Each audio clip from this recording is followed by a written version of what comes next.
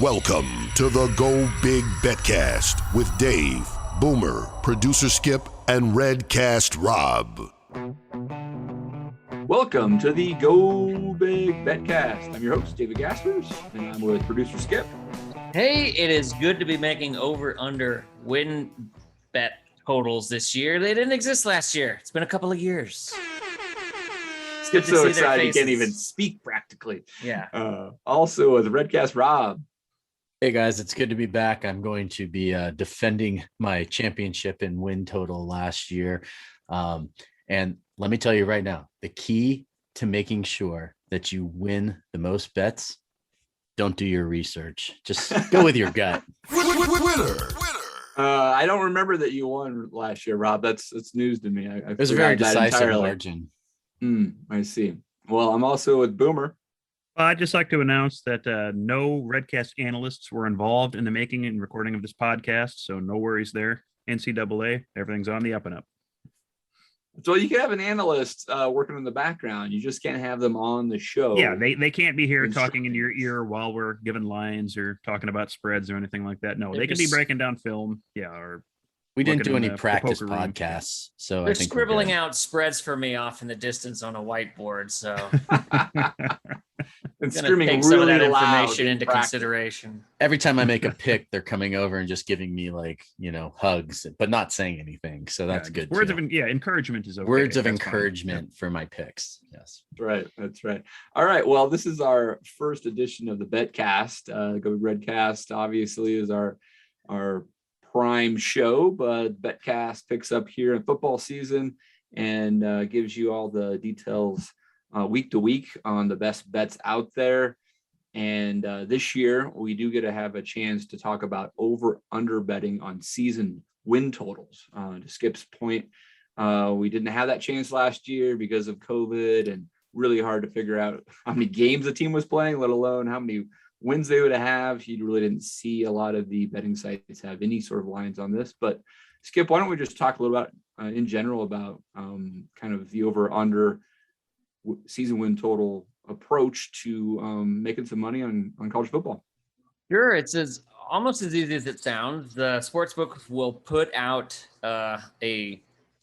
with their projections, win totals they anticipate teams to have. I would say the majority of them are at a half win mark. For example, 6.5 wins, 7.5 wins, 8.5 wins to pay out a winner or loser. So if you bet a team to go over 7.5 wins, anything 8 wins or more, you win. If they hit 7 wins or less, you lose.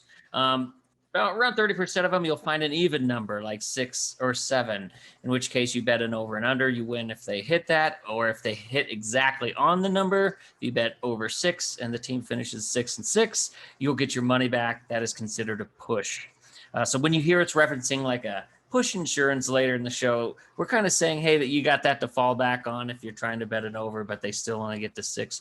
At least you'll get paid your original bet amount back. Both lines will be juiced based on how the betting public is starting to put their money down. So if you see the under Nebraska 6.5 at minus 130, that you can do the math there and know it's going to take $130 to win 100 if you're betting the under to hit that. But that also gives you an indication on where a majority of the bets are coming in.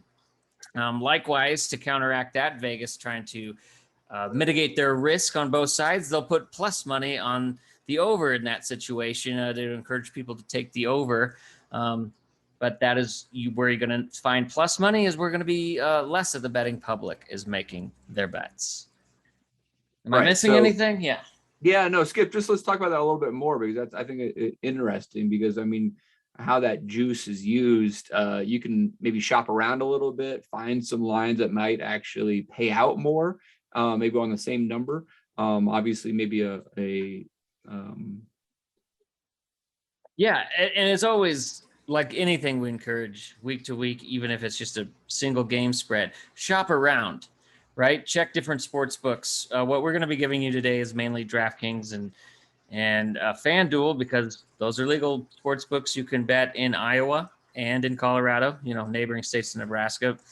But if you're betting offshore, do the same thing. But for example, a big one with Nebraska, it is their win total is 6 on FanDuel and 6.5 on DraftKings.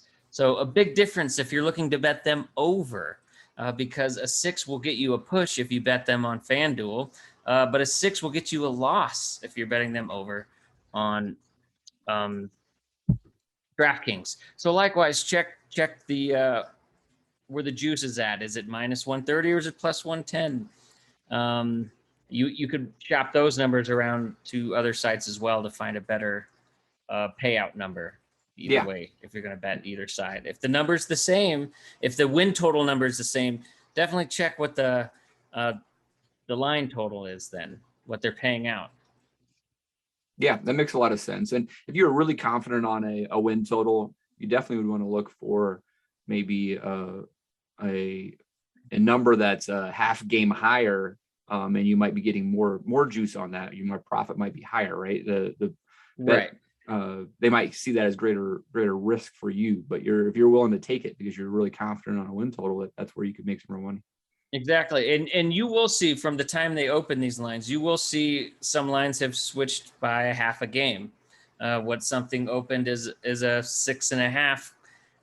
If a ton of money had been coming in the last 2 months on the under, they've moved it from 6.5 to 6 at one point, and then maybe even 6.5 to 5.5. They feel like they might have got the line wrong. Otherwise, they're just going to move that money line all the way up to even minus 140 is kind of like the highest they will probably go, 150, 140, before they change the over-under win total. For example, I'm looking at Utah.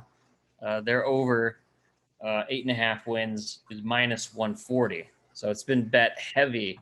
A lot of people have been betting heavy on Utah, whereas their under is plus 120. Interesting. All right. That's good stuff. All right. We've got a good show here. We're going to run through all of the Big Ten over-unders. And we've actually got a guest picker. We had Brett Ciancia of Pick Six Previews on with the last Redcast, and he was nice enough to sit down with us and actually go through a lot of the Big Ten over-unders, as well as talk about Nebraska in particular. So we'll bring Brett on for those segments as well. You guys ready to lay down some money? Let's do it. All right. For entertainment purposes only in Nebraska still.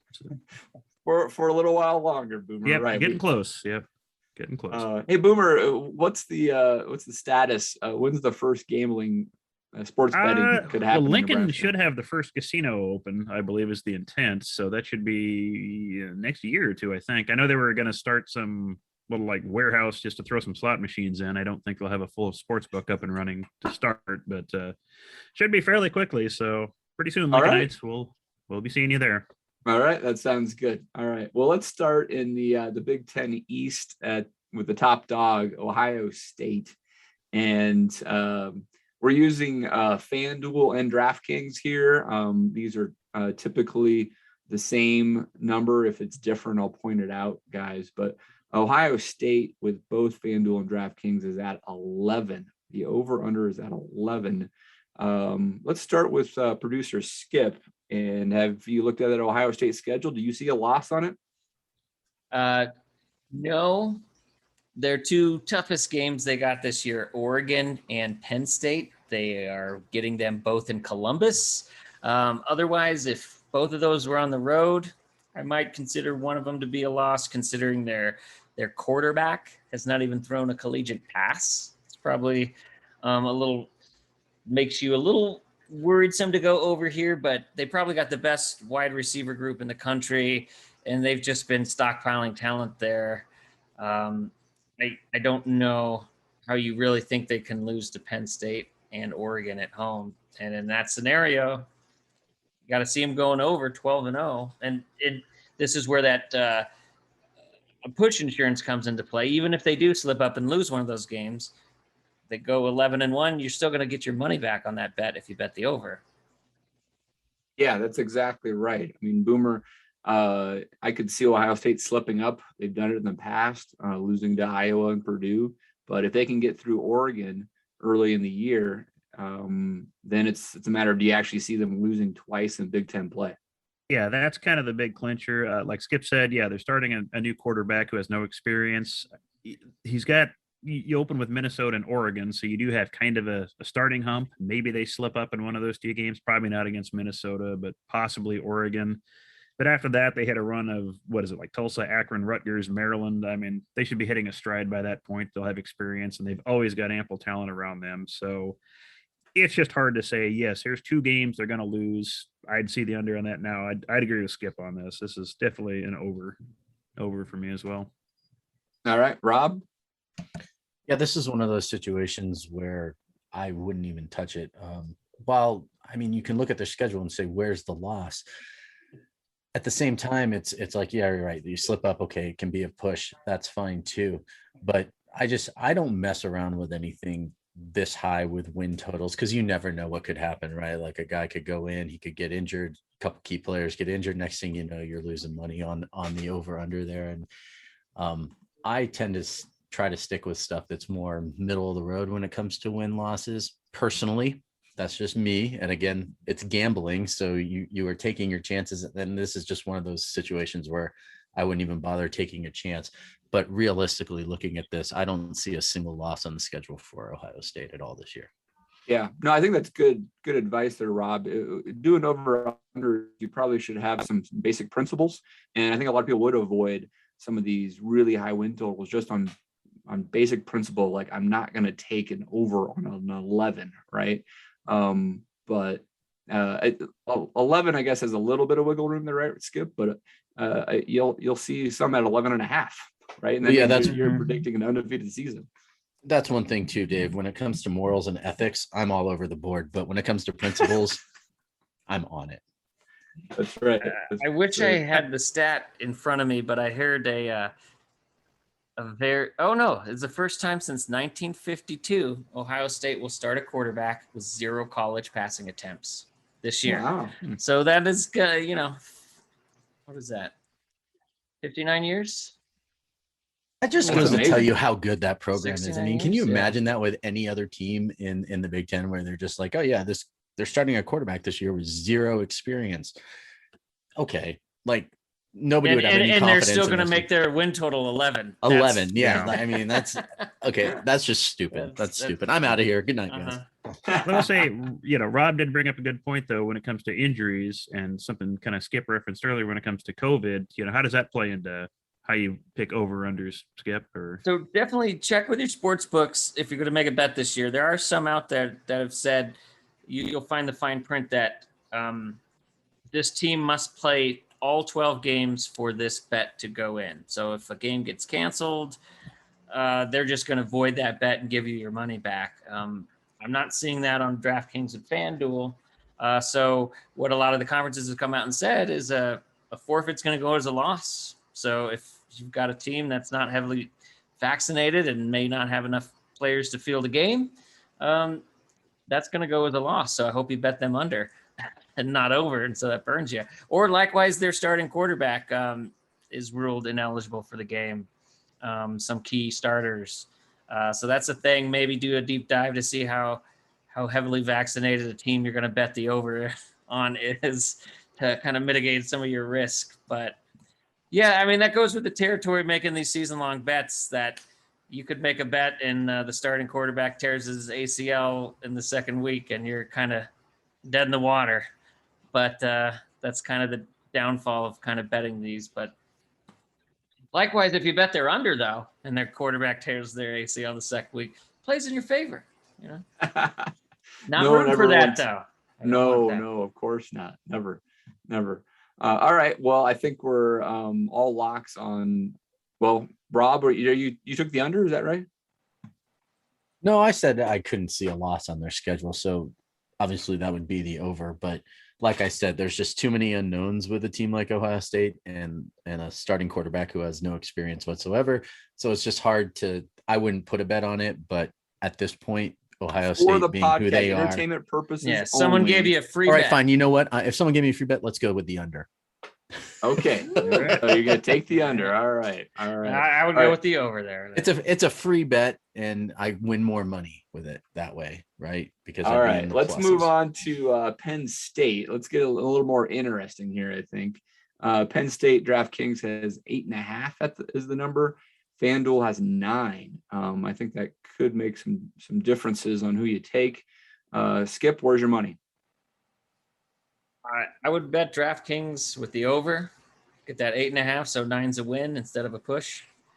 I think they were one of the teams that kind of just didn't have a good year because of the craziness of the schedule, and they outproduced a lot of teams like Indiana. They should have won that game. Right. They have like 350 more total yards than them, something ridiculous, and lost. And even that was a controversial reviewed touchdown loss. I don't see those games going that way this year. I mean, they lost to Maryland too. I mean, I think it was such a weird year last year. It's hard to put a lot of weight in it for most teams.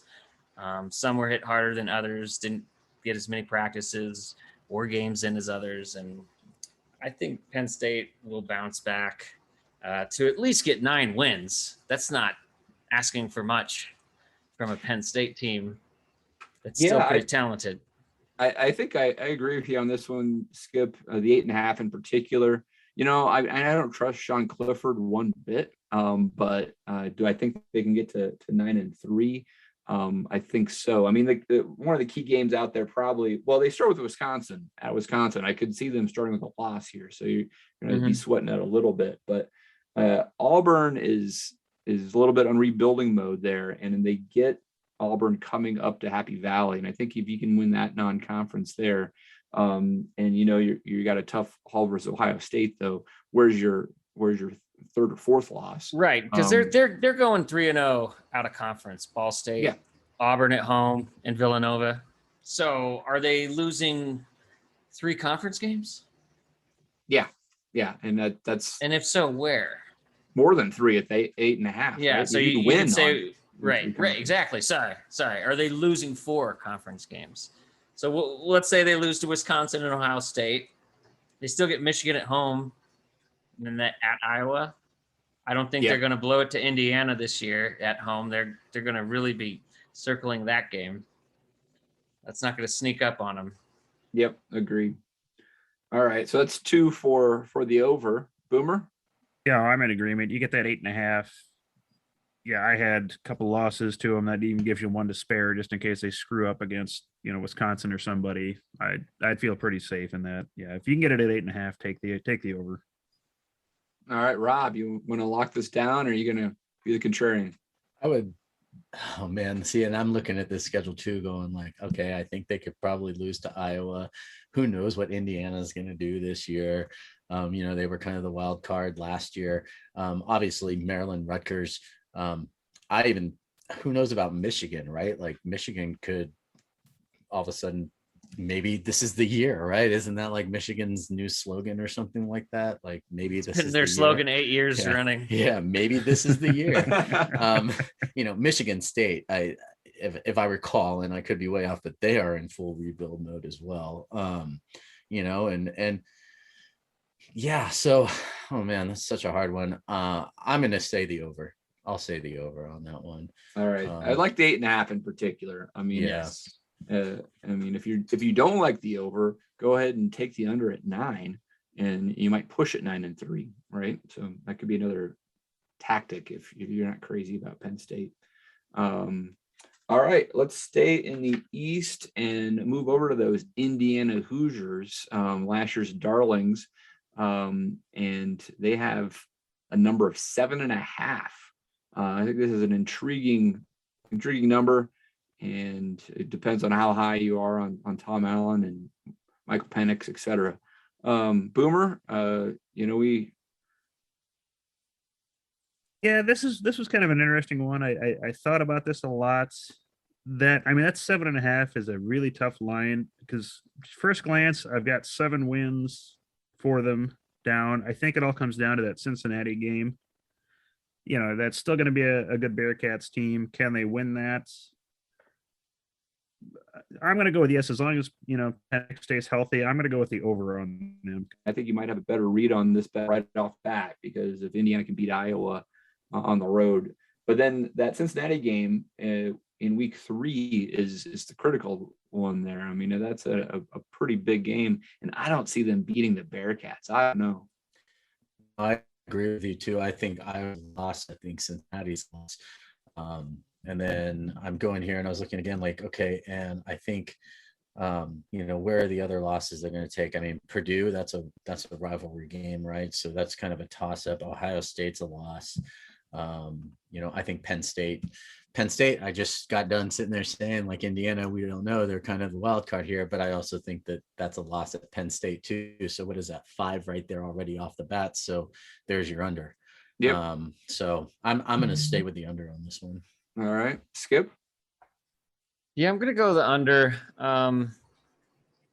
Indiana was pretty lucky in the turnover margin last year. They were 10th.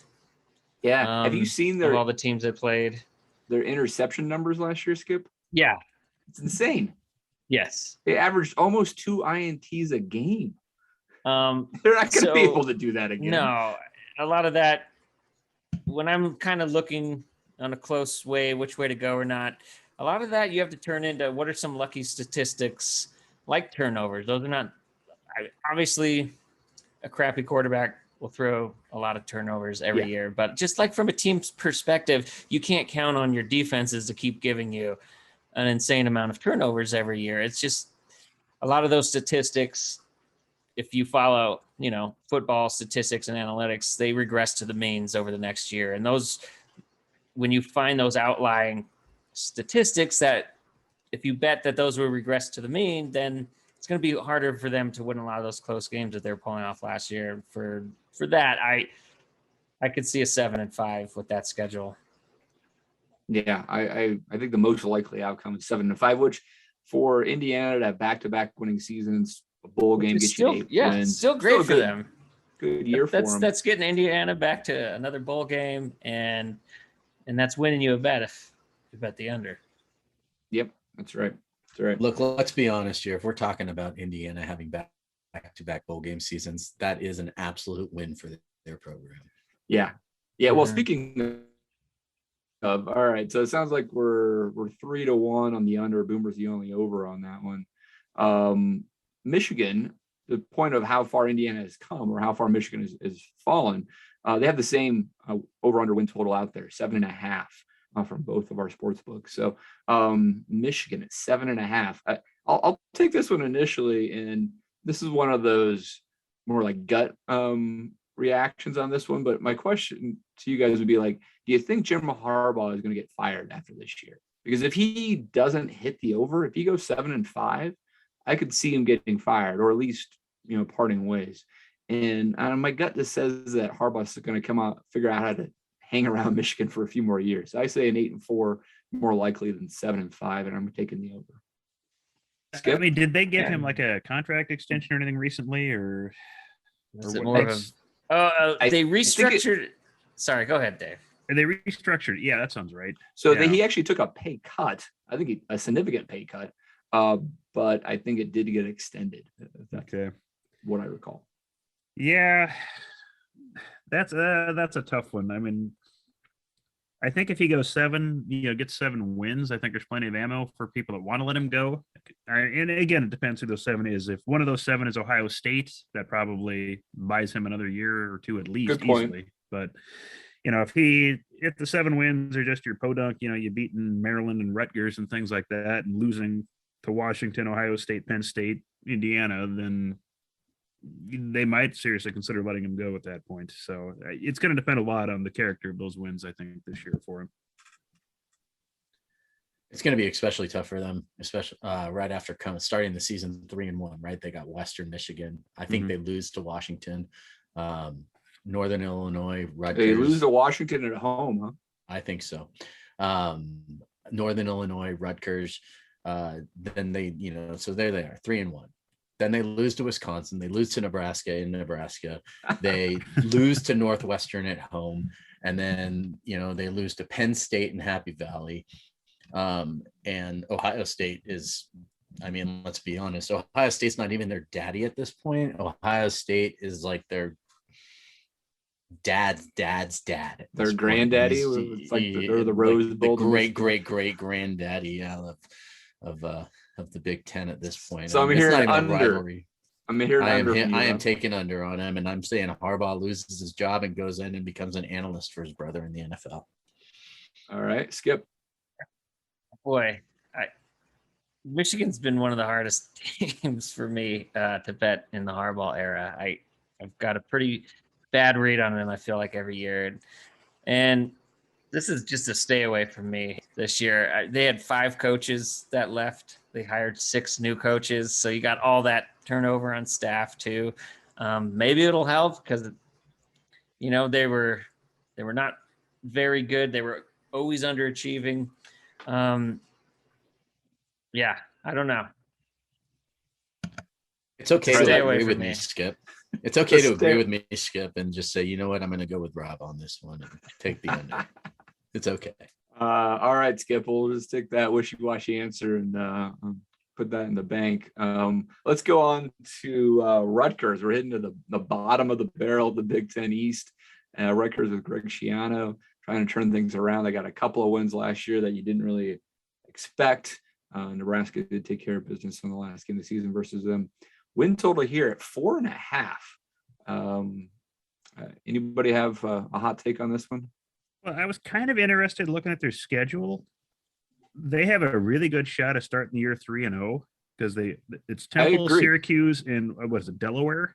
In Delaware, yeah. So Syracuse is not good, and Rutgers under Schiano is okay. I mean, they're at least they put effort into their games, and he's recruiting. So the question is, are there 2 more wins after that on their schedules somewhere? I mean, they've got Illinois, Maryland, and Michigan State are the likely candidates. Everything else, it's Ohio State, Michigan, Indiana, Penn State, Wisconsin. So those, no. But you've basically got, 2 chances to, or 3 chances to win those, to get those 2 wins. And do you see him doing that? And I think it's possible. Yeah, I don't know if I'd go out on a limb and put a lot of money on him, but I think, Michigan State's got a lot of questions just because they're starting from scratch. Maryland is Maryland, and Illinois starting fresh too. So Rutgers could sneak 5 wins in this year. It's not out of the realm of possibility. Yeah, I mean, I think the key there is that Michigan State game, because if that's at home game, if they could get a 4th win relatively early, be sitting at 4-2, and just thinking they just need to get another win to get over, because they finish off with Wisconsin, Indiana, Penn State, and then they do have Maryland at the end of the year, which could be another game that gets them over the hump. So I'm taking the over on this one. Skip. 4.5, right? 4.5 is the number. Yeah, give me the over. I think they can beat Illinois, Northwestern, and all 3 non-con. That's 5 right there. That's all you'd need. Yep. Exactly. And if they split those because they're road games, they got Maryland at home to end the year. You might be riding all the way to that last game of the year to get that 5th, but it's a very winnable game for them. Hey, it keeps the excitement going all year long. That is why some of these bets are great. That's right. Rob? Yeah, I'm going to call this the Betcast Rob gut check here and go with the over because I really liked Rutgers. Was fun to watch last year. When it came to watching Big Ten football last year, they were a team that what they showed me that they really like playing for Schiano. They do. Yeah. They the went out Michigan there game's with a good every game, example. and they were competing in a season where they were a team that had literally nothing to play for except for just to go out there and get some in-game experience. They put it all on the line every single week, and I was super impressed watching them play. And I mean, just given that, I think 5 is a number that they reach. It may not be easy, but I think they get there. All right, mark that down. I think Schiano's been really rebuilding that program through the transfer portal as well. Big Ten. So you're more often than not to see some immediate returns with somebody like that instead of a complete rebuild through recruiting. So because he's going that route, and the success he used to have there, I can definitely see them winning 6 games this year already. which is a big step considering the laughing stock Boomer has made them, the last dozen years prior to his return. True. Hey, I'm still upset I didn't get to go visit there last year. I was really looking for it. I was going to take my son to his first college football game. We were going to travel out, see my sister in New Jersey, go see Nebraska play Rutgers at Rutgers. I think it was only like $25 a ticket. I mean, it Sure. was, yeah, it was great. She lived a little 11-minute train ride from the stadium. It was like the perfect setup. And then, of course, they don't even have them on the schedule this year. So that's all right. That's all right. We'll play Rutgers enough in the future of the Big Ten. Let's finish up the East here with Maryland, and Maryland is at 5.5. I had to double check that number. Maryland at 5.5. I mean, you're taking the over. You're saying the Terps are bowl bound. Wow. Skip, what do you think about that? Yeah, I would not be betting for Maryland over. That is not something I want to be needing throughout the year to find 6 wins, because I'm not really seeing it. They got just 2 gimmies in their non-conference, so they've got their other non-conference game besides Howard and Kent State is West Virginia. I mean, that is a very losable game. Yeah. I mean, what other 3 or 4 games are they going to win? Even if you gave them Rutgers, Michigan State, Illinois, that gets you just to 5. Yeah. I mean, I think Loxley's doing some good things there. Also recruiting better. Offense has shown some explosion, but I just think it's too high of a number. So I'm going in the under as well. Boomer? Yeah, I agree with that too. I mean, just going down their schedule, I mean, the only things I think are wins, you got Howard and Kent, those are gimmies, but that gets you 2. And Those are guys' first names. Those aren't schools. Yeah, exactly. Yeah, those are my neighbors or my cubicle mates. Those aren't teams, These guys sell insurance. Exactly. Illinois can be a win. Michigan State could be. West Virginia maybe, but geez, I cannot find 6 wins that I would feel confident within that schedule. So they'd be a really solid under for me. Right. I mean, how many of those games are they going to be favored in? It can't be many. It probably would be. I can't imagine they're favored in 6 or even 5. No, there's no way. So I don't see who it would be.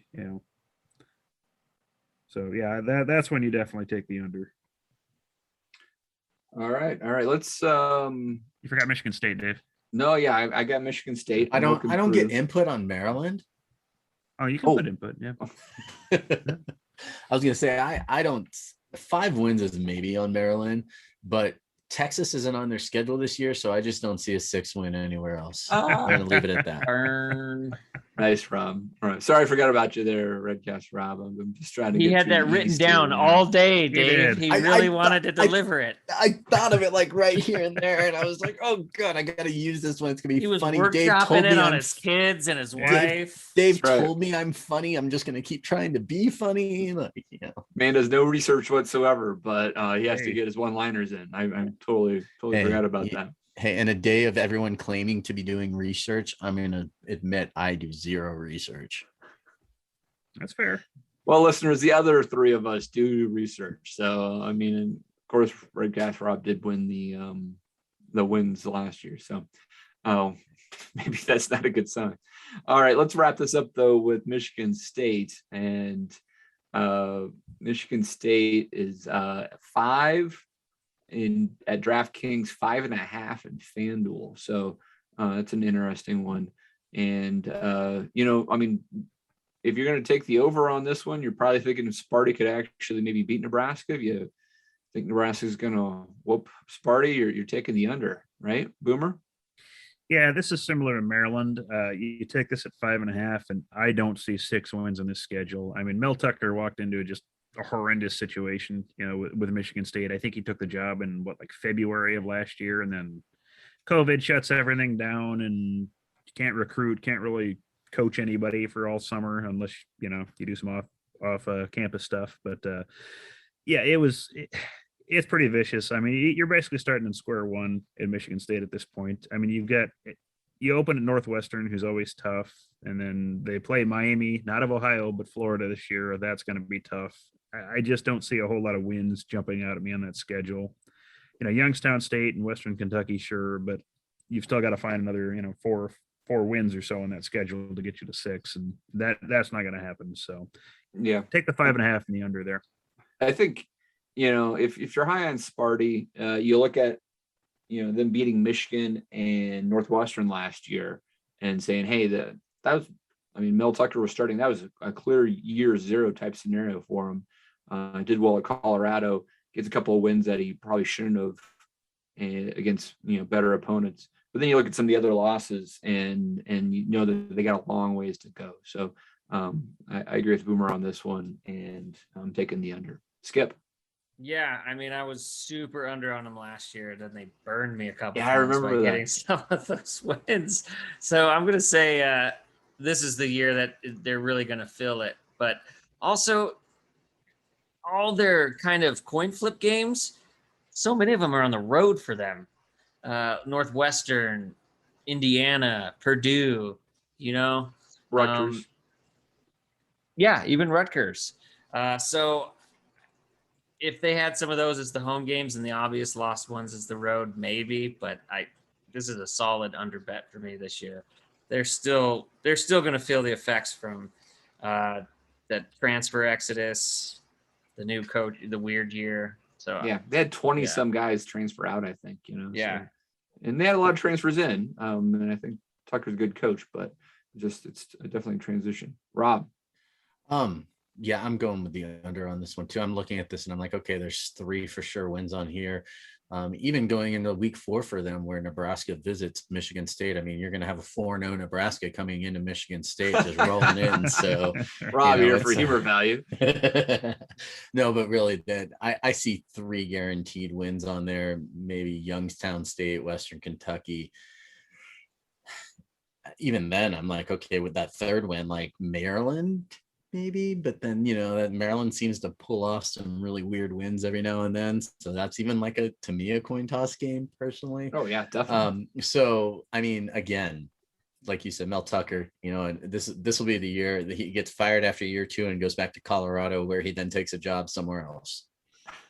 All right. I think Tucker actually is going to do okay in East Lansing. I don't think he's going to a Rose Bowl anytime soon, but I think he can make them a pretty respectable team. But it's going to take a few more years. All right, guys, let's move on to the West. And the prohibitive favorite to win the West was Whiskey, the Badgers of Wisconsin at 9.5. Anybody have a strong take on this one? If you look at Wisconsin's schedule, it starts with Penn State, right? And so I think if you feel like they're going to take down Penn State, get a good jump on their conference schedule, the big non-con game is Notre Dame a few weeks after that. Yeah, this is a tough start. You'll know week 1 whether they have a chance of going over on that or not. They have to beat Penn State. Yeah, because that's going to be tough. You got Penn State, you got Notre Dame, you got your West schedule. Man, I don't know. I could see them winning 9 games. I think is probably realistic. 10 is tough. There's 3 losable games, in that schedule. Just, you got Penn State, Notre Dame, and they're always good for choking against somebody during the regular season. I wouldn't feel strongly about playing an over on this one. So yeah, I might take them at the under with 9 wins. Some of it might depend on how high you're on Penn State, right, Skip? Yeah, and Notre Dame. Yeah. Notre Dame's got a lot of turnover. It's a neutral site game. It's in Wrigley Field, I believe, right? Yeah, that sounds right. So you got that as a neutral game, which, that's winnable for Wisconsin. They're actually facing their former quarterback. Notre Dame named Cohn the starter. Yeah. That's intriguing, Skip, right? You definitely have Jack Cohn is going to be motivated to show Wisconsin that they made a mistake. I don't know. I've been waffling on this one all day on the over-under. Graham Mertz, the Wisconsin quarterback, a lot of promise, got the big arm. And he started off really well last year versus Illinois in that first game. But, you have to take the season in total. And I think he had a 9-5 TD to INT ratio. Did not throw for that many yards versus Iowa, for example, struggled and I don't know if that was a COVID related thing. I believe he did have COVID last year. But will other defenses already be scheming against him and throwing stuff out there? If you remember, Adrian had a pretty good freshman year at Nebraska, and then really struggled in year 2 because the defense has adjusted and threw a lot of stuff out there at him that he didn't know what to do with. And I'm just curious on how high you're on Mertz, because if you're high on him, you're thinking, hey, 10-2 is doable. You're thinking Penn State's a win, maybe even Notre Dame's a win, and then it's like, even if they stub their toe in Big Ten play, it's going to be easy to get the over. But I think the biggest thing going for them is their 4 toughest games is, all the indexes would say would be Iowa, Michigan, Notre Dame, Penn State, and they have 3 of those at home and Notre Dame in a neutral field. So yeah, I think the fact that, so those 4 games, none of them are true road games. So if they could split that 2-2, they still go 10-2 and hit that over. That's good reasoning right there, Skip. So if I was putting money, if I had a free bet, I would put it on the over. But I think I would too. Spending my own money on it. It's I do see them as a 9 or 3, 10-2. So it's a good line right in there. Yep, that's right. Rob? Yeah, I'm going to stay with the under on this one. If there's any team that could disappoint you on something like this, it's going to be Wisconsin, because every year they're a good team. They're a good program. They're a great football program. I can't think of any kid that wouldn't want to play for a team like Wisconsin, but it just seems that whenever expectations are there for them to be a certain way, they just never quite seem to get there. The one game, and this is just me looking at their schedule, the one game that is really intriguing to me is going to be the Army game. Not that they're going to lose that game, but that game could easily be over in an hour and a half with how much those 2 teams run the ball, right? Bet the under on game time. Yeah, on game time, bet the under, because you're going to see 900 yards rushing in that game or something, right? With a score of a score of 9-6. So it's classic Wisconsin Army football game there. But yeah, I have a hard time. I'm trying to see okay, where the loss is going to be, and Penn State, obviously, like you said, Dave, you go in there, you get Penn State, Wisconsin, that game's going to set the tone for the season. Notre Dame on a neutral site, again, both those teams, there's a defining moment for both of them in their season. And then where is that third loss? Are we going to see a 10-0 Nebraska beating a 10-0 or a 9-1 Wisconsin? Where's that going to be? So, and who knows, Minnesota this year, what kind of team are they going to be to where they could be a possible upset? Same with Iowa, possible upset right there too. So it's going to be a tough one to tell. All right, so Rob's taking the under. I'm taking the under on that. Boomer's taking the under. Skip and I are going on the over, but just barely. So we are split on whiskey, which makes sense. All right, let's move on to those Hawkeyes of Iowa with an 8.5 number. This is just a little bit below Wisconsin, and obviously, it could be coming down to Wisconsin-Iowa game to see if Iowa would go over there. But Iowa opens up with Indiana. And then they have that Iowa State game, right, guys? That is a big deal for Iowa here. Iowa has won that in-state rivalry multiple times in a row now. I don't think Matt Campbell's even beat Iowa yet. But they probably are favored this year. It's in Ames. And so I think it really depends on how good you think the Cyclones are. If Iowa could win that game, I would like the over a lot better. But my sense is I think the Cyclones are probably due on this one. And I think Iowa's a good 8-4 team. I think 8-4 is more likely than 9-3. Iowa State 5-point favorites right now. There you go. Line is up. Yeah, and if you listen to our friend Brett, then Iowa State is one of his almost locks this year. He loves that team. Very high on Iowa State. Yeah, a lot very of people high on Iowa State. Yeah. So, it's really hard to tell. And then who knows? Leave it to Iowa to trip up to Colorado State, right? And Skip's dreaming of that day. Yeah, right? that's a definite L on Iowa's schedule there. I like it. Yeah, go Rams. Anyway, I think I'm thinking 8-4, so I'm going to go under. Anybody want to go along with me? I am there with you too. I am there pretty with you confident as well. about that. I mean, Yeah. Even if the fourth loss is, I'm telling you, this is Nebraska's year. They're gonna beat Iowa yeah, this year.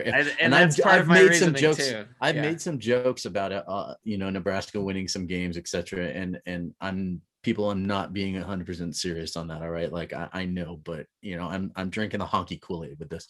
But I really do feel like this is the year where Nebraska beats Iowa last game of the season, and it's almost a no doubt. I almost feel like that's going to be a 2-score win.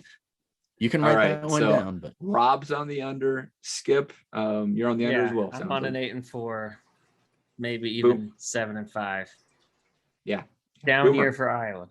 Yeah, 8-4 is just the most likely outcome. Just going over that schedule. I mean, those first 2 weeks are going to be fascinating for Iowa with the Hoosiers and Cyclones. I mean, gosh, you win those two, and who knows where they're going to end up. But yeah, those are both losable for Iowa too. So I would not be excited to have to count on those to get me to those 9 wins. So I think it's more likely you lose one of those for sure. So that makes the under, quite. If more you're likely. betting the under, then based on what Boomer's saying, even if they do start out 2-0, beating Indiana and Iowa State, they could still drop to Penn State, Wisconsin, Minnesota, and Nebraska and get them to 8-4, and those are all losable games for them. Yeah, there's a lot of coin flip games in conference with Iowa. They just don't have a big margin of error, so no, they never do. Nope. And you just gotta, think, is this one of those Iowa teams that seems to win a lot more than you would expect or not? And I think 8-4 is another good year for Iowa. Another chance to win a 9th game in a bowl game. Well, it's like a 5-year extension for Ferentz if he gets a 8-4. That's right. So, okay. That's right. Yeah. Absolutely. All right, let's move on to Northwestern. Hydrux NU, as Boomer likes to call them, is at 6.5. 6.5 for the Wildcats. This is a tough one. I'm still going back and forth on it. Who's feeling good about it? I am. Skip. This is a definite under for me. Big time. I've already bet it, in fact. Nice. And that was before they just lost their starting running back for the year and a starting offensive tackle. They lost a lot of talent. 2 people drafted in the first round for the first time ever, right? In Northwestern's history. Youngest team in the country, too, I believe. Yeah. And their quarterback transfer, who they thought was going to come in and help them in the passing game, that ranks one of the worst in the country last 2 years. He didn't even win the starting job. They're rolling the South Carolina transfer. Yeah, Damn it. Helsinki. I'm almost saying Helsinki, but that's a city. Helsinki. Ryan Helsinki. Who came so from South everyone Carolina. was assuming and making these lines based on, here's this good quarterback from the SEC going to come in and revive their passing game. So this is where they're going to keep that momentum, even though losing a lot of players, and make that. I feel like that's how they made that line for him. But Skip, who did win the starting job then? Did you hear? The guy that was there last year. No, Ramsey's gone, I think. But they have Hunter Johnson, who's another 5-star guy. Hunter Johnson. Really? Wow. Yeah. That's interesting. So I just don't see it this year. Yeah. Well, that's pretty compelling. I'm a free agent on this one, so I'm listening to others. Anybody have an opposite take? I no way would I have an opposite. I'm rolling with Skip on this one too. Northwestern is one of those teams where, they some years you look at them and like, wow, they're really intriguing. I'm not really quite sure exactly how good this team's going to be. And I wouldn't say that they surprise everyone, but they just pull a Northwestern, right? They pull out a bunch of wins that nobody expected them to win. They come in, they're a tough team to play. They were always low scoring. This isn't that year. They probably beat Indiana State, Ohio, maybe Duke. Who knows? I mean, Duke's not a horrible football team, right? They might beat Michigan State, based off of everything we said. So there we go. They start the season 3-1. And then, I could easily see him pulling off like another 8 losses right there in a row. Yeah. I think to your point, Rob, Fitzgerald is really good at winning coin flip games. But there's some games here this year that it may not be coin flip worthy, right? I mean, I don't know if they're anywhere near Wisconsin or in Iowa this year, just from an experience standpoint, right? And so it just could be a little lower win total for Fitz and company. Boomer? Yeah, I'm kind of the same way on that. This is probably an under for me. I think 6 is probably a realistic ceiling for Hydrox this year. Fitzgerald's always good for those. They come out of nowhere and win the division, and then the next year they have 4 wins and rebuild, and then retool again for the following year. So this is one of those rebuilding years. They have like the least returning production of any major power 5 team, I think, or close to it. Yep. It's going to take them a little while to find their footing. They've got some easy non-con games, but I'm not even sure the Ohio Bobcats are a sure thing for them at this point. So let's let them in a good place, of course, as we all know. So. And that was a team last year that was in the top 30 to 25% of turnover margin too last year. Yeah. So you'd need them to maintain that momentum while losing all that production and experience. Yeah, I think that's just asking too much for a team this year on a full schedule. I mean, there's winnable games on there, and Fitzgerald is a good coach, but I think it's just asking too much to throw a bunch of money down on hitting that 7 or more wins. So. I'm definitely under on that. All right. Let's they could start 4-0 and you could still win this bet, Yeah, absolutely. And they got a good chance of starting 4-0 too. But another one of those Big Ten Week 1 games with Michigan State. So yeah. Right. It's gonna be a fun week 1 for the conference this year. It is actually. Yeah, there's a lot of stuff getting your interest early. Yeah, so. It's very interesting that these guys got to play right out of the gate. Let's hold off on Nebraska and head over to the Golden Gophers of Minnesota. And the Gophers are looking at 6.5 wins at DraftKings, 7 at FanDuel. So here's one where you can maybe decide what you want to play depending on what number you like. Skip, what do you think about the Golden Gophers? Oh man, I know they're getting bet the over. If you're looking at who's betting them more, but I don't see it. Mm-hmm. But and I believe they might have lost their best receiver for the year. Oh, really? I'm trying to confirm that. Yeah, he went down with a bad injury in practice just last week. I believe that's correct, Skip. I believe that he was ruled out for the season in the news release that they put out yesterday. If I'm wrong, I apologize. No, that we're seeing the same thing then. Yeah. I mean, that's interesting. I mean, Fleck was a wide receivers coach, so I'm interested to know what type of depth they have there. Obviously, they've had some really good wideouts there over the last few years.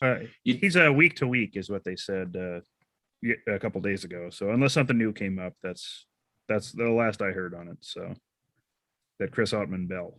So sounds like our tight end situation in Nebraska. Yeah. No one really knows. But granted, I'm week to week too. So maybe if we had some analysts in here helping us out, we would know this for a fact right now. Darn straight. So we need to get on this. We're taking a break from analysts while we're being investigated.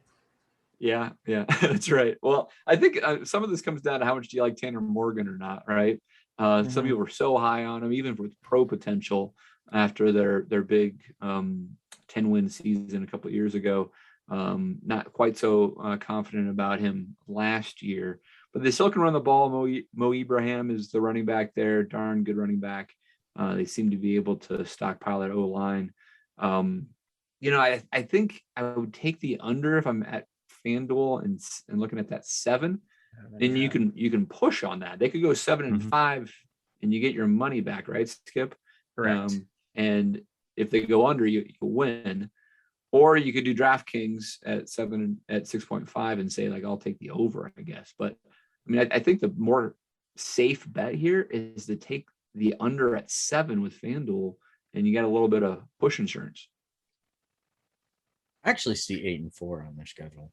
I'm looking at some of these games, and if you look at some of what we'll call their coin toss games, I mean, obviously they lose to Ohio State.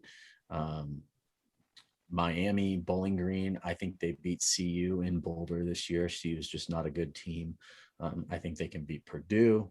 I have Nebraska as a loss, of course, but Maryland, Northwestern, Illinois, I have them losing to Iowa, but then Indiana is a win, and then Wisconsin, last game of the season. Who knows what those two teams are playing for at that point, really.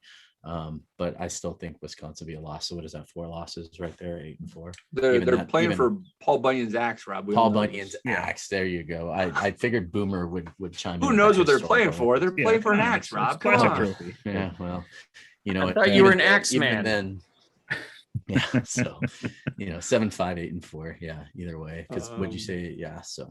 Yeah. I mean, I really do like the 7.5 betting that over, or the 6.5 betting that over. I do see pretty much 6 very winnable games still for him. Yeah. With Illinois, Northwestern, Maryland, Bowling Green, Colorado, Miami. That's 6 right there. And they would still have Purdue, Indiana, Iowa, just to pick up one more. Yeah. Yeah.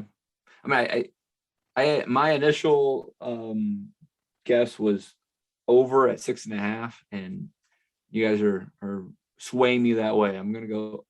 I'll change my mind to go over on the 6.5 from DraftKings. Yeah, I changed my mind during the course of this conversation too. Good job, Rob. Yeah, I think I'm going to go Thank you the very opposite much. route though myself. I think You're I would going take under. the 7 and take the under on this. I mean, it comes into that Colorado game. I don't know how good Colorado is, but you're going to have a Minnesota team that played Ohio State week 1, likely to get throttled. The Miami of Ohio doesn't tell you much, and Minnesota, they vastly need to improve their defense from what they were last year, and their special teams were a debacle too. I mean, this is a team that got boat raced by Maryland last year. I mean, of all things. So they're kind of one of those weird teams that they can look good one week, if they've got everything playing right, and then they just look disastrous the next. So I don't have a huge confidence in them, winning a whole bunch of games. But like you said, there's winnable games in that schedule. They really lucked out in the crossover games. No Ohio State, no Penn State, no Michigan. Well, they have Ohio State. They open it. Oh yeah, sorry. So, yeah. Okay. So, but they don't have Michigan. They don't have Penn State. So, but Indiana, I mean, they're not a slouch. So I don't know where you're going to be at that point. So I think 7 is probably a legit win total for them this year. Just, do you think there's that 8th win somewhere on it? And that's how I would play that. If you think there's 8 wins on them, then yeah, but I don't know. I think 7's probably a good total for them. That's why I'd take that in the under. So at least you push. So. Yeah, I mean, you could we could all win on this. Boomer could take the under at FanDuel at 7, and they go 7-5, and he gets his money back. And we could take the 6.5 at DraftKings and win on 7-5, and everybody's happy. Let's make it happen, boys. Yeah, the betcast is rolling in it, so it's beautiful. That's right. All right. Let's take a look at the Purdue Boilermakers, and looking at a number of 5 for the win total this year. 5 for the Purdue Boilermakers, and this is one where I'm looking at the under here. I just don't have a lot of faith right now on how good Purdue is overall. They have a couple really good players. David Bell is one of them. George, I forget how you pronounce that guy's last name on the defensive side, Karlofkis, I believe. But I just don't think they have a full roster there to really compete for more than 5 wins. So I'm taking the under. Yeah, I don't see 6 wins on this schedule. I mean, you open at Oregon State and UConn, you might start 2-0, but then Notre Dame, no. I mean, the rest of the West, I don't see them competing with, and they still have Ohio State and Indiana on the schedule. 6 wins is tough, and Purdue is probably getting to that point where they have to start thinking about coaching changes. They've kind of underachieved for what they're paying that guy, and $5 million a year. Yeah, that's a lot to be. That sounds familiar. Yeah, well, we're not going there yet, Dave. But yeah, that's right. We got to win to get the production that they're getting out of him for that amount of money. It's a problem, and I don't see 6 wins on that. So I think under is best at that point. So Skip. Yeah, I'd go under as well. Are they improving at defense at all? They're going to have to win all these games in a shootout. I mean, just at the end of last year, they gave up 37, 37, 34, 27 to Northwestern, And these were 37 to Nebraska and Rutgers, and we know how we were on offense last year. So That's a good point. We averaged 23 points a game. We got yeah, 37 or and they something. lost, Rondell Moore was a real game changer for them. Yeah, if I'm betting this, I'm betting the under. Rob. I'm going strictly with the under on this because based off of all of my other predictions, I have Purdue as a loss to like 2/3 of the teams on their schedule right now. So otherwise I would be, I think, we're a family. I'd be talking out my butt if I tried to say Purdue is going to win more than 6 games, because then I'm just like basically throwing out all my other predictions out the window. Yeah, no, that's right. I mean, I don't know if the math shakes out on this, Boomer, on our wins and losses, but it's always tough to figure out. They're at least going to be the underdog in 7 games. At least. Yeah. Easy. And that would be 5 wins. Favored at the most. Yeah, and I don't think they're even going to be favored. I don't think they will when some of that gets down to it either. No. All right, let's take a look at the Fighting Illini, Illinois, Nebraska's first opponent of the 2021 season, kicking off in just over a week. And the line there is at 3.5. I took a little deeper dive on this one, guys, just to see if I could find 4 wins on the schedule. And I looked at they have UTSA, it's Texas San Antonio, and they also have Charlotte. And I'm like, well, those sound like wins, right? But actually, if you look at those teams over unders, UTSA has got 7.5 as their number, and Charlotte's at 5. So either one of those are complete pushovers. I'm trouble finding 4 wins on the schedule for Illinois. Anyone else? I agree. Look, they don't have. Sorry, go ahead. Oh no, go ahead. Oh no, I was gonna say I'm gonna be at that game, and I can tell you right now, in week 1 that Illinois will start the season off 0-1, because I'm going to will them to a win, because I'm going to be there with Honky and Mac, and there is no way I'm going to spend a weekend with those two after a Nebraska win. So I'm guaranteeing a win. All right, that's my guaranteed win for the first week of the season. All right, when we get there. All right, but I just don't see 4 wins on here either. No, I'm with everybody else on this. Yeah, that's asking a lot for Bielema stepping into this. It's Illinois is not great, and there aren't 4 wins that jump out at you and say, "Yep, these are gimmies." I mean, even the Purdue's, UTSA's, Maryland's. I mean, they have Virginia, and I don't think they're going to beat Virginia for that matter. And then, yeah, that's the safe bet's the under on that one. So. Yeah, I'm on the under as well. It's going to be pushing it for him to get 3 wins. Yeah. I've heard some national guys. They're like, they have a bunch of super seniors. Actually, a couple of good offensive linemen that might have some pro potential. Brandon Peters is one of those super seniors, the quarterback, who's back again. I mean, that guy has had a full career at Michigan and Illinois now at this point. Chase Brown's a decent running back.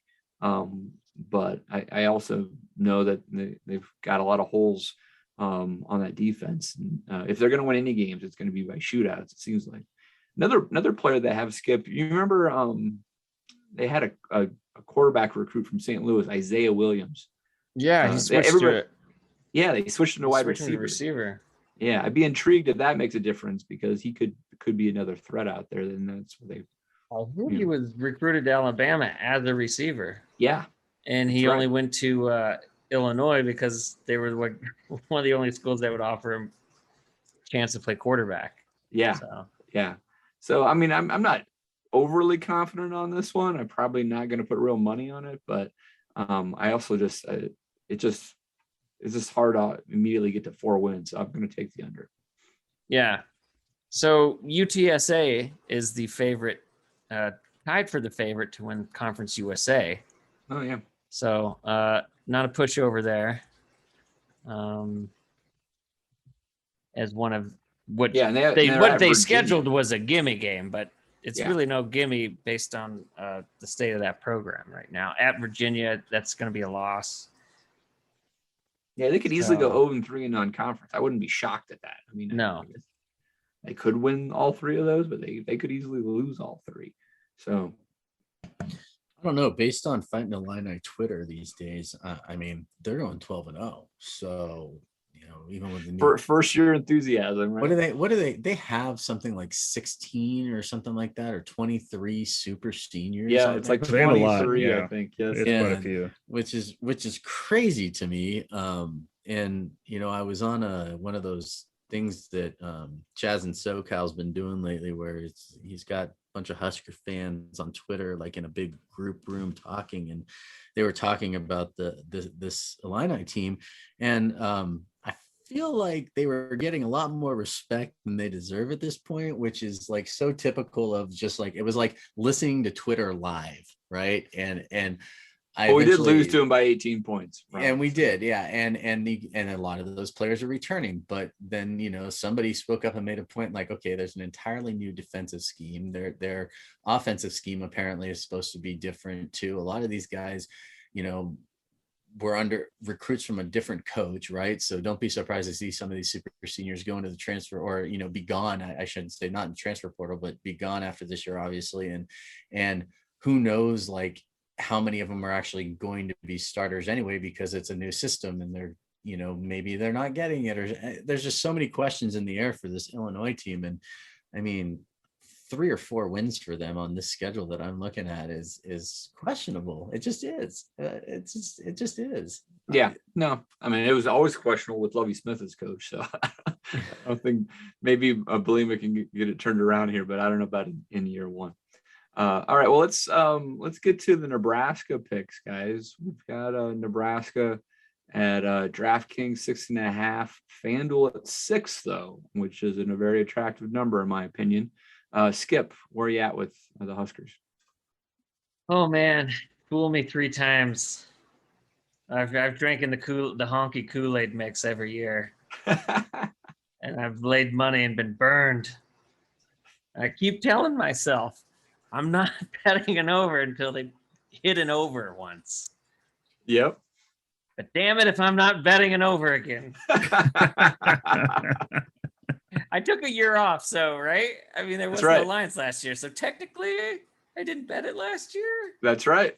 You took the year off. That's fair. Yeah. I mean, all the things, once you bet those overs back in the day and they didn't hit, and you just bought into the preseason hype, which is so easy to do with any program in the country, right? Well, all the beat writers are writing our same articles for every program across the country.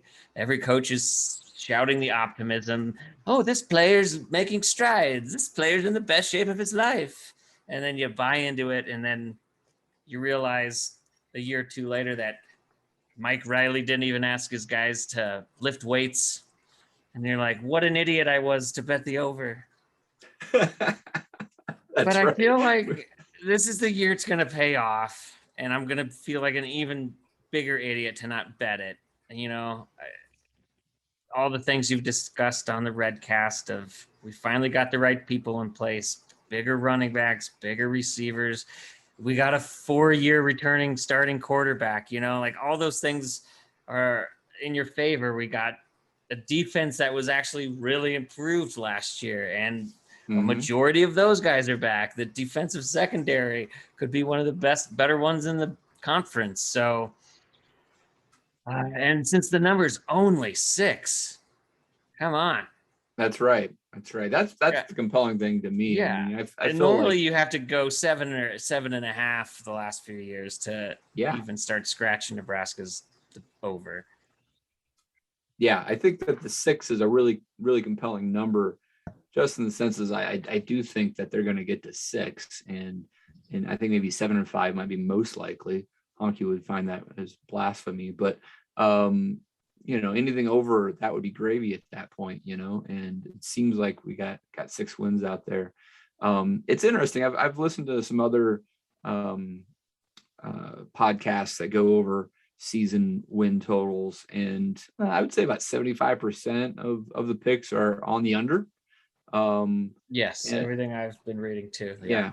And I mean, but a lot of that is like just this reference of like, well, I mean, why do we think Nebraska's any better this year, right? And I think you can, if you look at the roster, and you say, wow, I mean, they lost Wan'Dale Robinson. Who are they going to throw it to? Well, I mean, if we just had Cade Warner returning and maybe Oliver Martin, and that's it, right? I'd be really concerned. But we have transformed that wide receiver room, and we hope that there's more talent there.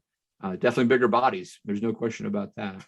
And same thing with the running back room. So if Adrian can, have a tick up in his performance and use the tools around him, they can at least get to 6, and then you're just pushing at that point, right? Yeah. So, Another huge telling stat to point to the over this year. Last year, turnover margin, Nebraska was 123 out of 127.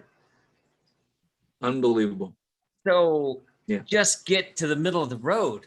That's 2 Yeah. more wins. All those Yeah. close games you're losing. That doesn't even factor in all the Juergens horrible snaps that hopefully he has under wraps, right? That we recovered that fumble. That doesn't go into the stat. Yeah, those are lost But we fumbles you're recovered talking that about. fumbled for an 11-yard loss, and now we're sitting at 2nd and 21 or 3rd and 18 Yeah. because of it. And it's essentially we're gonna have to punt, and it's a turnover.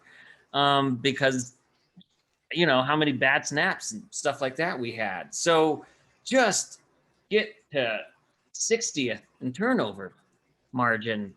That's 2 wins against those teams like Northwestern and Those coin flip games, those coin flip games, Yeah. which is very manageable to do. Yeah, I've never It's one of seen the easiest things to flip from year to year statistically in sports. It's just your turnover margin. Yeah, It's one of the easiest things to go from the last quarter to the top quarter. Well, they're going to also wins. note that we won't have a special teams analyst running your practice for special teams, so it's bound to be better this year. I mean, compared to what it was last year. I mean, just So remember back to improve that, and we're better. Yeah. Well, and they're going to have look at if they don't have win 6 by Michigan week, and that's the 7th game of the season, I'll be surprised. I'm just going to say it right now. I would too, realistically Rob. think this team goes 6-1. That's no joke. I would too. And I'm not joking. All right. Again, this is Rob. That's Illinois, Fordham, Buffalo, this is Michigan State, Northwestern. For Frost, he has the entire roster is his, right? Like I've seen this chart, Chaz and SoCal. Look it up on Twitter, whatever you guys want to do, find it out, or just take my word for it. This is the first year that Frost has had the entire roster of his players. These are guys that are all buying into his system. Every single one of them, down to the last player, the 14th string kicker or whoever, if we even have that many kickers, if we even have a kicker. I hope we have a kicker.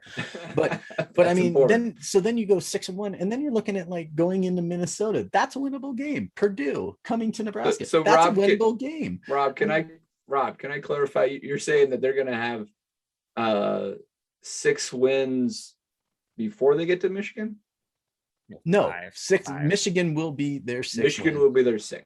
Yes. They should Yeah, be for 5-1 going to Michigan. They will They be should be. favored in every game but Oklahoma. They're Yeah. already favored, and we'll cover this a little later in the show. I thought I said at the end of Michigan week that they would be They're 6-1. already I think that's what I favored said. versus Michigan State. They're already favored against Tide Rocks, Northwestern. I mean, they're going to be Yep. favored in 5 of those first 6. So they should be 5-1 going into that game. I And think they're favored against Minnesota, if I recall. I think they're favored against Purdue. Crazy. And then you've got Ohio State, Wisconsin, and Iowa.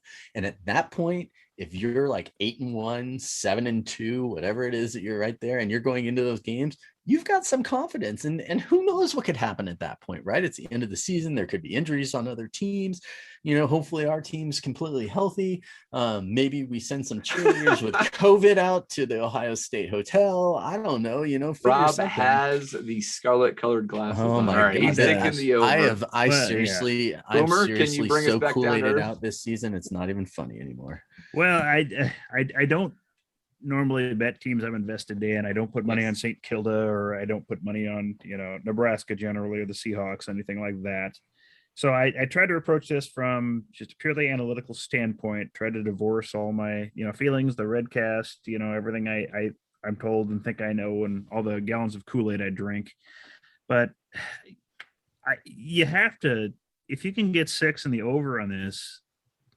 If we can't get over that, then that's a problem, and that's a discussion for probably a Redcast. But I mean, everything lines up for being able to exceed 6 wins this year. Everything you say you need for a program, if had plenty of time to get your culture in. You've got your players at this point. You've got a fourth-year quarterback. You've got the receivers that you say you need. You've got a huge stable of running backs of every body type you want.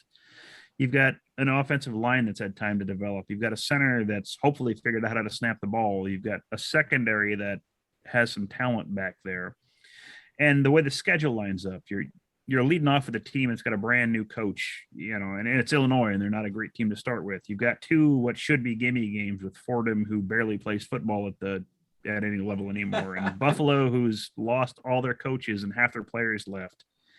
We've talked about Hydrox, how they're starting basically from scratch this year. Michigan State has their challenges. Basically, they're essentially starting from year one at this point, with the challenges they've had. Purdue is always a question mark.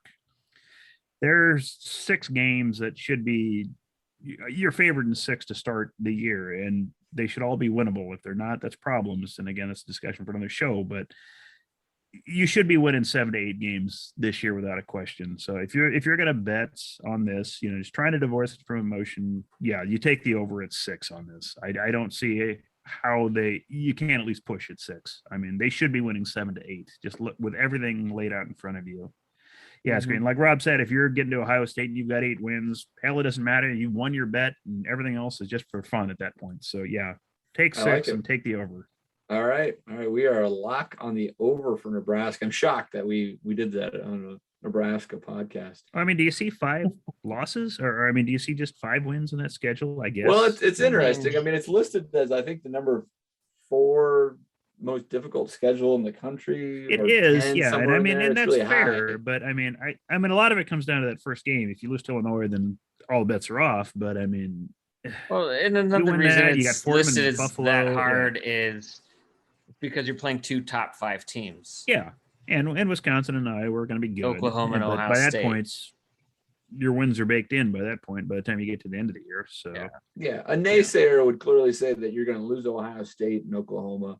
Some of them would already put Wisconsin in that lock loss, and then it's like do they think if they think Iowa is clearly the second best team, they also think that's 4 losses right there. So the question is what's the rest of the 8, right? But the optimist says, hey, look, we're going to be favored in probably 5 of our first 6 anyway, so we should go 5-1. And I think that's the key is obviously you got to beat Illinois. There's no question about that. But then the Michigan State game coming off of Oklahoma is how you set the tone for the rest of the season there. You go to East Lansing, you just take care of business. It's not even a question. You're 4-1 and you're having Northwestern come to town and you're feeling really good about that, right? But if they would stub their toe in East Lansing for any reason, look, we shouldn't have lost to Mel Tucker a couple of years ago when he was the Colorado coach. So we got to make sure you beat Sparty and get to 4-1. And then I like all this optimism, right? But you just can't mess around. And Dave, is that one Oklahoma or Buffalo or Illinois? I'm taking Oklahoma on that one, but okay. Just want to double check for any of our listeners that are going game to game here, putting money down. All right, guys, good stuff. We have covered the waterfront in the Big Ten right there. All right, next on the BetCast, we got Brett Ciancia of Pick 6 Previews. Brett, thanks for joining us. Yeah, thanks for having me, guys. Appreciate All it. right. Hey, we're just going to dive right in here and do some rapid fire win totals on the Big Ten. All right. Yeah, sounds perfect. Let's start at the top and look at Ohio State with 11. Is that an over, under, or I'll give you a push if you want to do on the evens. Well, I hate to start with a boring push, but I do have them going 11-1. I think it's a young roster. You can catch them at the beginning of the year. Like in 2014, they were young, replacing a quarterback, replacing a running back, and Virginia Tech caught them that year. But so they're exposed for a potential early season loss. Maybe Oregon, maybe Penn State. They're a trap at Indiana. I think 11-1. So I got to push. All right. Let's go your West Division champion, Wisconsin, at 9.5. I'm going to go over there, 9.5 with Wisconsin. They dodge Ohio State, which is crucial when you're looking at a win-loss total here. You look at cross-division. You look at non-conference as well. I'm pretty pessimistic on Notre Dame this year. That's their headliner out of conference. It's at Soldier Field this year. Notre Dame replacing 4 offensive linemen, replacing Ian Book. Their defensive coordinator, Clark Lee's taking over at Vandy. All Americans are gone. I think Wisconsin's front seven just wreaks havoc on Notre Dame. So long story short, I like them to beat Notre Dame. They avoid Ohio State. I think they go 10-2 or even 11-1. Mertz over Jack Cohn, huh? All right. Sounds good. Penn State 8.5. I'm going to go over again. I'm going over the 8.5. I don't like that Wisconsin opener. I think that could be a potential loss. I think they beat Auburn. Villanova, I'm from Pennsylvania, so that's, the alumni are getting after each other, Penn State and Villanova, but obviously that's a win. Ball State's a win. So I see a pretty solid start. I think they beat Indiana going against the grain. Most nationally have Indiana above Penn State. I see it the other way. I see Penn State. So they'll probably lose to Ohio State. Road game at Iowa is tough. It's always tough at Kinnick. So I think 9 wins is solid, which puts me over. Speaking of Iowa, 8.5 with Iowa. I'm going to have to go under 8.5 for Iowa. I don't like that draw with Iowa State and Ames. That's going to be very physical. And then Penn State's tough. Indiana's going to be tough. At Wisconsin, always tough for them. And Nebraska's away too. And Nebraska's played their best ball, albeit not wins yet. But they've played Iowa tough. So, the Big Ten West always throws you a couple grenades, like a Purdue could clip you like they did last year to Iowa. A road game at Northwestern by November, they might be rounding into form. So I'll go under there for Iowa. All right. Indiana at 8. I might have to push. I might have to use the boring push here again. That's what I was thinking. I think 8-4 is dead on because I see them probably losing to Ohio State, losing to Penn State. At Iowa is going to be tough. And I think a loss for Indiana. So there's 3 right away. And then Cincinnati really is a wild card. And I have to admit what I don't know. I don't follow the non-AQ. I don't cover them in the book. I know that Cincinnati was undefeated last year and is kind of the pick to be the top non-AQ again this year. So I'm going to land right at 8 wins, whether that be a loss to Cincy or, a trap somewhere like a Michigan or a Michigan State. Yep. Michigan, 7.5. And whatever happens, does that save Jim Harbaugh's job? Well, that's 2 parts. I think under 7.5, definitely. And whether that saves Jim Harbaugh's job, I thought that when they lost 49-11 to Wisconsin last year and got totally run off the field, I thought that was, rock bottom for them. But if he was able to survive that, I don't know what changes. So he'll probably keep his job. I think they go under that total. They have Washington out of conference, one of the best defenses in the country. Road trips to Camp Randall and even to Lincoln, which I think is winnable for Nebraska. And then the Penn States, the Ohio States, Indiana. So, transition year for Michigan. Yep, absolutely. On the Redcast show, you mentioned that Minnesota, Nebraska, Northwestern all really clumped together in the West. It's the same thing with the win totals. Minnesota 6.5. I'm going to go over the 6.5. I'll go over the 6.5. So they're going to lose the opener in Ohio State. They're going to beat Colorado on the road. I'm not very sold on Colorado as a program, especially in 2021. Bowling Green's winnable. Miami, Ohio is winnable. Maryland in the cross division should be a guaranteed win. Some of their swing games are at home, like Nebraska, like a Maryland, like an Illinois. There's enough on there to get 6.5 out of that. So I'll take the over. And how about Northwestern also at 6.5? No, I'm going to sell Northwestern. That's kind of one of the themes of my Big Ten West prediction this year. Like I said on the Redcast, they go in cycles with Fitzgerald. I have the utmost respect for what he's built there, their team culture, their development, everything you want to name it. But they go through cycles. This is the low point of the cycle where they're all young. There's no returning production from last year. All those razor thin margins of error of wins are now reversing the losses. And I'm gonna sell what they have. Now they do get very winnable games non-conference against Duke, Ohio, and Indiana State. Duke, one of the worst programs, Power 5 in the country, should be 3-0 non-league, but I'm gonna sell them. All right, and let's cut off the last few here, but let's talk about Nebraska. A very interesting win total. I've seen this actually get bumped up now a little bit, but on most sports books, Nebraska is listed at 6. Push. I just scanned through the schedule and I see 6. And you know what? On the betcast here I am. I'm going to go over. I'm going to go over the 6. All right. And I'll break it down, from start to finish. Here we go with Illinois. That should be a win. It's got to be a win. If Illinois is a loss and then a loss here against Fordham or Buffalo, you have program level issues that need to be fixed. So I see a 3-0 start. I see a loss to Oklahoma, 3-1. And then out of this Michigan State Northwestern pair, I think you split them. And then in the same sense, from a betting angle, I think you split the Michigan Minnesotas. You beat Purdue, probably lose to Ohio State, probably lose at Wisconsin, and then you have Iowa as kind of a swing game. So I see 3 guaranteed losses, a lot of winnable games. So if 6 is the swing point, then I'm going to go over that. Yeah, I think that's a safe bet, just in the sense I think it's more likely to go over than under. And the push is definitely a playable, but hey, you get your money back. So as a bet, that's probably a safe move. All right, that was Brett Ciancia with Pick 6 previews, running down the Big Ten with us. And, I don't know if you guys listened. Hey, wait a second. Boomer, you're on the Redcast. You did listen about our interview with Brett a couple of weeks ago, and he is really high in North Carolina. You might have heard that, and actually picking the Tar Heels to make the college football playoff.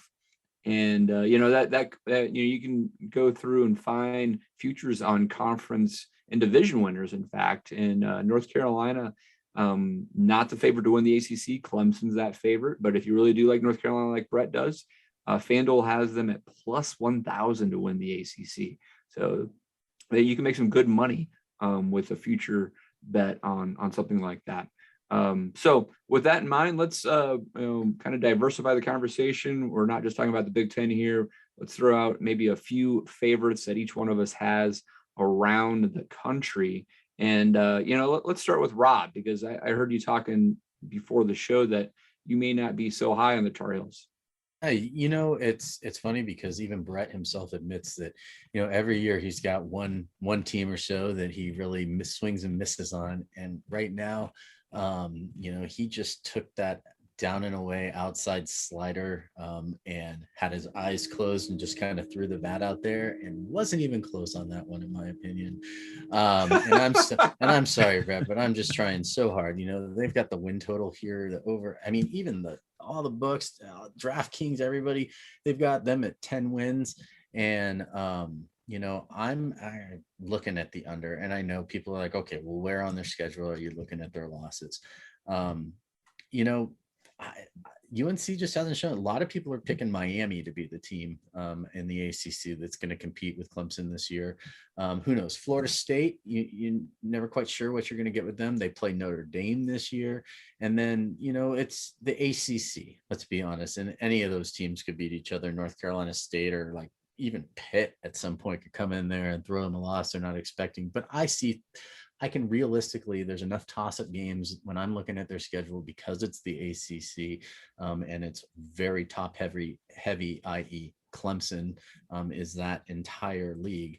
I could see them losing 3 games, and so 10 to me seems like a really high watermark for a team like UNC, who really hasn't proven anything. So that's my opinion on that. So Rob's going the under at 10 with North Carolina. That's a hot pick by Redcast, Rob. Yeah, I see where you're coming from there, Rob. I questioned Brett a little bit during that interview about the Tar Heels, but I don't know. It just I think a lot of national experts think that if you're looking handicapping the ACC versus the Big Ten, that North Carolina is closer to Clemson than a lot of Big Ten schools are to Ohio State, right? And so you're talking about Clemson being that good. It's a rough comparison. And one that I actually like. I don't know about the North Carolina one. I'm wishy-washy on it, but I've seen Clemson at 11.5 on the over/under, and this is a team that is starting a new quarterback.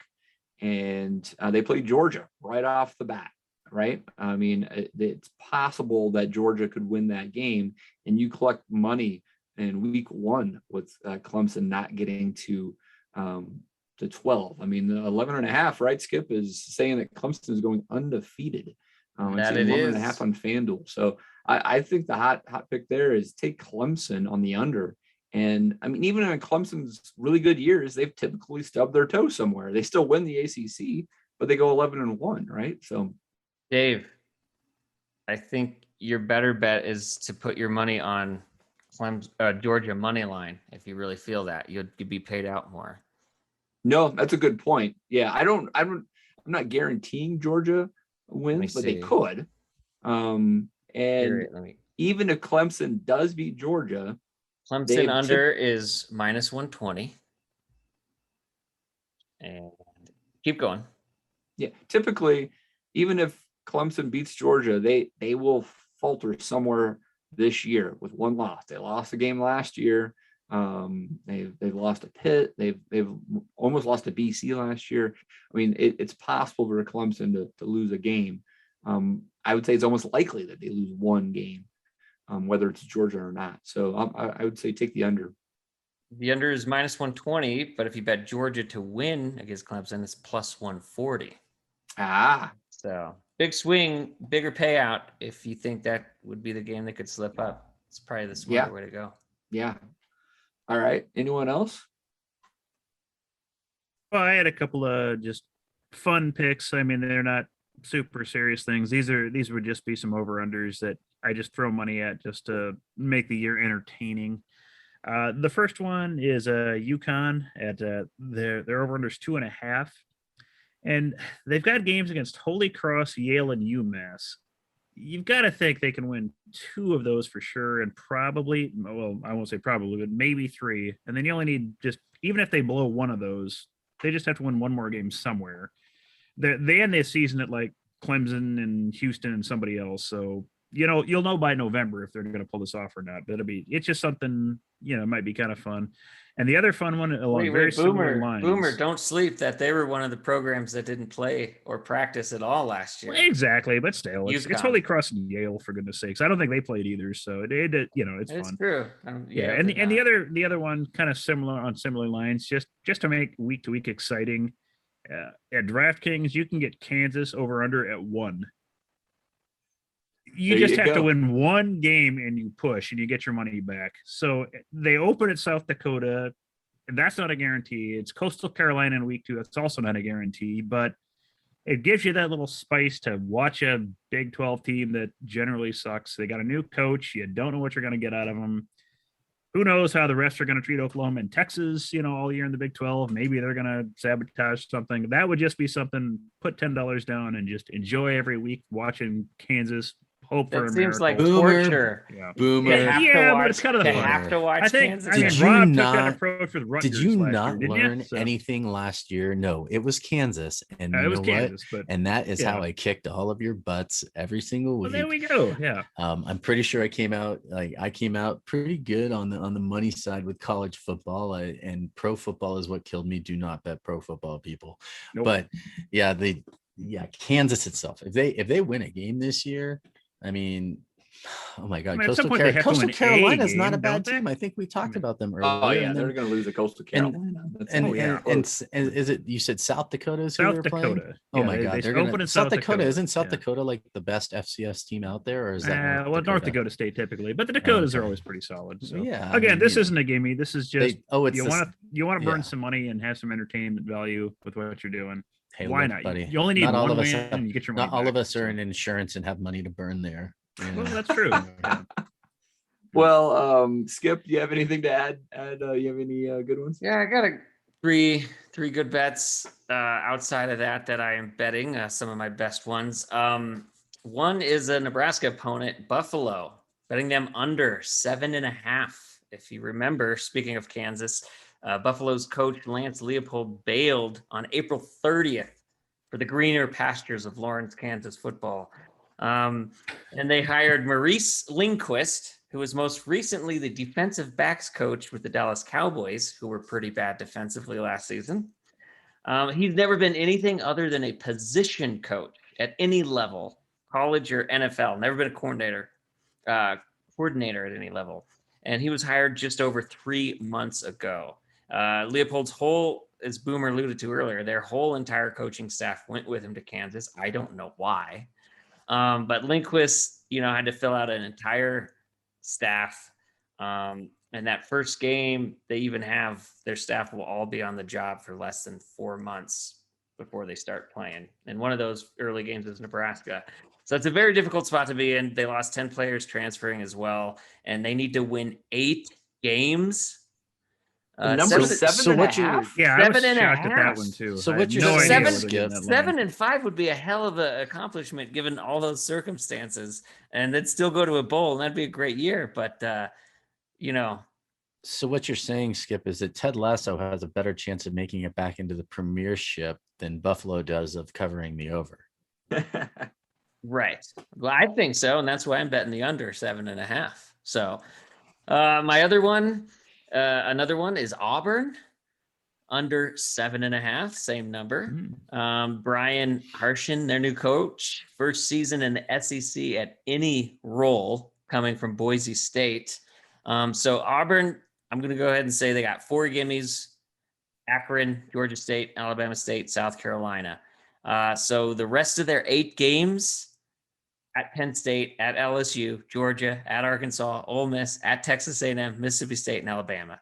They would have to split those 8 games. And where are they getting 4 wins out of? Penn State, LSU, Georgia, Alabama, Texas A&M, Mississippi State, Ole Miss. I've got 5 of those as automatic losses, and that automatically rules them out from getting 8 wins. So Yep. Easy one there. And my final one is Tennessee. You might notice a theme on all of mine. It is an under. It's 6.5 on FanDuel. It's 6 on DraftKings, so make sure you get the 6.5 on FanDuel. But the theme is new coaches. Tennessee, another new coach. And I'm sure everybody listening knows their mass exodus they had in the transfer portal. Yep. And they've got a difficult schedule as well. I was shocked to see the number at 6.5. But same deal. I'll give them some gimmies at Bowling Green, Tennessee Tech, South Alabama. I'll even give them Vanderbilt. Okay, that's 4. But how are they getting 3 wins between Pitt, Florida, Missouri, Ole Miss, Alabama, Kentucky, Georgia? Don't see it. Under 6.5, Tennessee. They're another program starting from ground zero. I mean, with the amount of transfers they've had. All right, I like it. I got a few as well. I'm also hot on some SEC over under, Skip. LSU numbers at 8. I could see 8-4 being pretty realistic there, but Coach O, if he goes 7-5, is probably going to get canned. So I think LSU can get to at least 8, and if they go over, that's money. I took the Tennessee one as well. Actually, I think that's a really good bet, Skip. So that's a solid one. Going out to the Pac-12, Arizona State's an interesting one. A lot of hype for Arizona State, but they have a lot of clouds hanging over that program with some of the investigation stuff happening. It's far more serious than anything that Nebraska was been accused of. So I just don't know if Herm's going to get to 9 wins. 9 wins for Arizona State. So that's an intriguing one to me. And then Stanford is 4. Well, what happened to Stanford, guys, right? I get it. I mean, the Pac-12 has probably gotten a little bit better in the North with Oregon and Washington, but I think Stanford is better than a 4-win team. And so I like the Cardinal to go over on that one. Okay, guys, let's actually talk about Nebraska game lines, right? Early season game lines. That's our expertise. I'll run through 6 or 7 of these, and then we can jump on the ones that we find most interesting. Out of the gates, Nebraska at Illinois. We have DraftKings at -7, FanDuel 6.5. So Nebraska favored by about a touchdown. Oklahoma, we are underdogs by 19.5. Going to East Lansing, Michigan State, favored by 4 against Michigan State. Favored by 6.5 to Hydrox and NU Northwestern. 2.5 point dogs to Michigan. 6.5 point favorites over Purdue, and 4.5 point dogs to Iowa at home. What's standing out to you there, Skip? Right off the bat, Nebraska at Illinois getting 6.5. It's finally come under 7. This line started 8.5 at some places, even 9, I believe, when it first opened, and everyone thought it was ridiculous. So I was going to wait because I know everyone was betting Illinois to be that home dog by that number. And so I was going to wait until it finally came under 7 to bet it, and it already has. And so I will be betting big on FanDuel to get Nebraska by a touchdown. Also at home against Hydrox Northwestern, only 6.5. I know, as we said, by the time that game, Nebraska could be 4-1 probably at the time of that game. Yep. Depending on how Northwestern's looking, and that's a home game in Memorial, that I see that line being over a touchdown at that point, could even go up to like 9.5. So you're getting great value betting that one earlier this year. Same with Purdue. Just to be a home favorite under a touchdown against Purdue. Yeah, that's a good point. I mean, by that late in the season, if things are going the way we are hoping and thinking, that'll be well over a touchdown favorite at home by the time Purdue and Nebraska play each other. So great value in all those games, especially the 2 home games under touchdown. Yeah. Advantage to bet early here on yes. Yeah. Boomer. Yeah, the one that really stood out for me, it's always tough to bet early because you're just kind of going off what you hope happens and what you think happens. But I think the Michigan State line, that's not -4 is not a whole lot on the road. And if everything pans out the way we should be a much better offensive team than the last time we met up with Michigan State, when it was, what did it end up, 9-6 in a freaking blizzard. And that's right. The weather should not be that this go around, and we should have the advantage at that point. So that's a game where I think if the line's opening, less than a touchdown, I think you jump on that now. So that would be the big one I would take on that. I mean, -4, heck, that's nothing. So yeah. Rob, I know you're gonna, bet Nebraska on all of these, but what do you think about Oklahoma, that plus 19.5? Well, it's funny that you say that, Dave, because if you followed the inaugural season of the Betcast last season, it was ride Kansas till they die, right? Like, I mean, just take them, just bet against Kansas. I'm going to take a little bit opposite approach with Nebraska this year, and I'm going to take Nebraska to cover until I die. And so starting with week 1, and even, going into week 4 against Oklahoma, I'm hoping there's some momentum there and they keep that game closer. Do I expect them to win that game? No. Do I expect them to lose by 3 touchdowns? No. I'm really hoping, even if they lose by 17, they still cover, right? And then you run down the rest of this list right here. I mean, I'm just looking at wins, even the ones they're not favored in, like against Michigan and against Iowa.